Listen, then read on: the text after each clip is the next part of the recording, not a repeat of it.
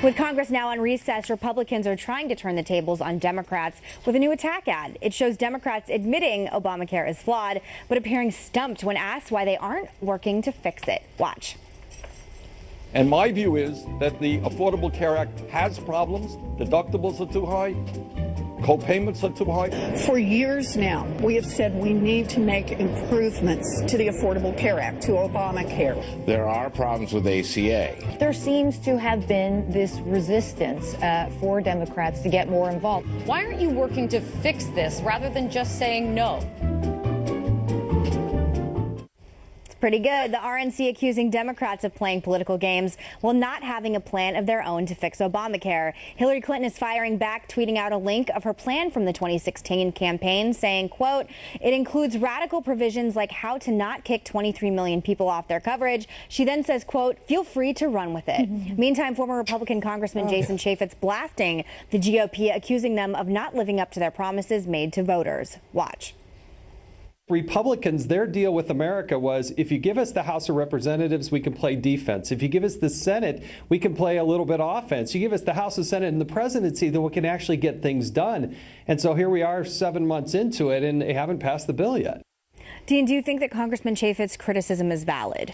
Absolutely. I mean, there's a lot, but first of all, I got to go back to the ad, the first ad, where the guys were talking and the music was playing. The music made that ad brilliant. I mean, as a regular person sitting out there, not getting into the weeds of all this healthcare stuff, it's difficult to do. It's so complicated. I mean, if you look at the Obamacare bill itself, is how many pages and how huge that it's so complicated. You know, it's hard to say. We need something done. I would like everybody. You know, this is my little fantasy, is that both sides will work together and do something for the American people. That would be just a wonderful, wonderful thing. But they're going to play games, and it's going to be tough until they're forced to make something happen. But I have a fantasy too, and that is that the Republicans get together and do something because they have the ability to get it done. And Chaffetz is absolutely right. I mean, shame on them. First of all, it's taken so long for them to figure out what they want or to come together on some kind of common ground. And it's almost embarrassing. It's like saying, you know, we've got the House, we've got the Senate, we've got the White House, and we promised you this, but, you know, we can't get along. Yeah, it's because everybody wants something different for their district. I mean, it's like typical politics, what you see out there. But for Democrats, they do have a plan, contrary to that ad. I mean, when you press them on it, they want more money to, quote, stabilize the system. And what that means is they want to pour more of your money, your taxpayer dollars, into this failing system and give it directly to the insurance companies in order to prop the whole thing up. I don't think that's what Americans want. And ideally, they would like to transfer your tax dollars directly to insurance companies in order to pay them to keep this whole thing afloat. And if you think about it that way and you say it that way, and anytime I have a Democrat on my show and I press them on that, they're happy to say it. I mean, they're only too happy to say more money from taxpayers to state from the government, they say. But you guys out there know who the government is. But they are really good at fear-mongering, which is why there's been such an explosion of town hall riots and anger about this bill, because there doesn't seem to be a lot of faith, Trish, that this is going to be repealed and replaced with something that will actually be effective. Well, look, they want socialized medicine, to Melissa's point. But I do fault the Republicans on this one because they had plenty of time. They had more than 7 years. And you know what? Any politician worth their salt would have known that this would be a problem. You can't just repeal the whole thing. You've already given someone a sense of entitlement, right? You got to come up with replace. And Donald Trump campaigned saying, I'm going to get you something that's much better than the Obamacare plan you have right now. So he has to deliver on that. The Republicans have to deliver on it. And shame on them for not coming up with something. They got a lot of brain power there. Use it. Come up with something that would be better. Instead, we're in the situation we're in. And frankly, it's not good because it's threatening everything else, including something very important, tax reform. Dean, only 2 senators have to deflect in order for Obamacare not to be repealed and replaced. 2, I keep asking what is going to happen if you end up getting, you know, the Freedom Caucus people that can't get on board with the more moderates in the party. I don't have a lot of faith. You know, I'm a gambler. I wouldn't bet that this one's going to go through. You're the gambling again. Well, I'm going to just hope and pray that it does. I'm looking for a lucky number 7 or 11. I'll gamble too. I want it to happen. I want this to happen, and it would be a crime if it didn't. So I'm hoping that the president and some other folks can put some pressure on those two and But, you know, there's a fundamental issue here, and that is, are people who are elected to represent us, especially in Congress, are they elected to just satisfy the people in their district, or do they have an obligation to a bigger electorate, which is the United States, or to the Republican Party, or to the president? And if they stick with, look, I'm not getting elected again, you know, if I don't stick, you know, my fork in the ground or stake in the ground, then it's never going to happen. Yeah, and there are a lot of people, especially more libertarian-leading candidates and people in office who would rather have nothing than have something that's not perfect. What a shame. All right, meantime, Democrats reportedly realizing that just fighting President Trump hasn't been a winning strategy so far. This is according to Politico. Democrats are looking to rebrand with a new message called, quote, a better deal, which rolls out their economic agenda. But some moderate Democrats, wary of the party's liberal platform, tell Politico they're crafting their own pitch to voters ahead of next year's midterms. Senator John Tester saying, quote, we ought to have a message already. I'm not sure we have a cohesive message, but we've certainly got one for Montana. In the meantime, Democrats seem to be facing a leadership vacuum. Listen to how Virginia Governor Terry McAuliffe responded yesterday when he was asked who's in charge. Who is the leader of the Democratic Party right now?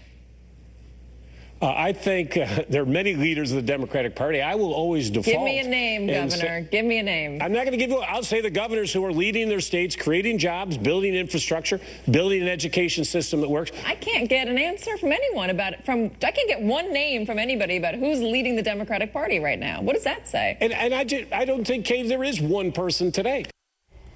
I don't know, Megan, is that fair? I mean, we're right. It is uncomfortable, but here we are right after an election. I mean, every party goes through this when you take a routing. I will say that we shouldn't get too cozy or get too comfortable right now, because no one could have predicted President Trump. No one could have predicted hope and change with Obama. Politics is very cyclical, and voters tend to be very reactionary with who's in office right now. That being said, the past 5 special elections, Democrats have been able to blow completely out of the water and embarrass themselves, no matter how much money they get coming in. The problem is when you have people like Tim Ryan from Ohio who are more moderate blue dog Democrats who are trying to show new leadership in the party, they're completely stifled out by Nancy Pelosi, by the more progressive, totally extreme factions of the party. I hope they go full-blown socialist. That way we can just win every election from here on out. Yeah. And hopefully get things passed if the Republicans can agree. Yeah. I mean, Judge, when you look at their challenge right now, they have, you know, the party leadership is this super wealthy liberal elite. They represent, they're funded by super wealthy people in Hollywood,